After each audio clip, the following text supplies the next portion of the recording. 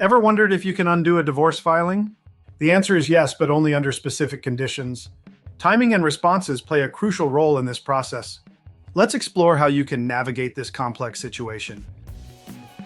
Understanding your eligibility is vital before proceeding.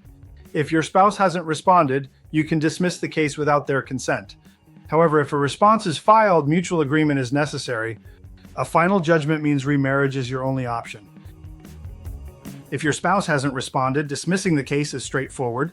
But if they have, both parties must agree to withdraw. Remember, once a final judgment is entered, the divorce is irreversible, and remarriage is the only path forward. Consider a case where a couple reconciled before a response was filed. They successfully dismissed their divorce without any hassle.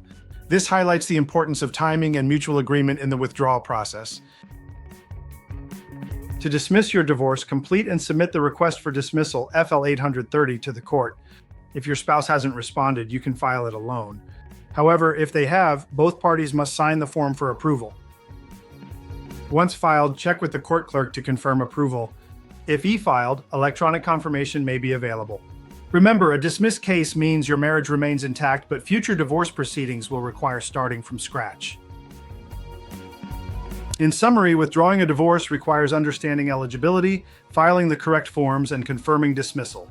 By doing so, you ensure your marriage remains legally intact, avoiding unnecessary court issues and fees. If you're considering withdrawing your divorce, take action today.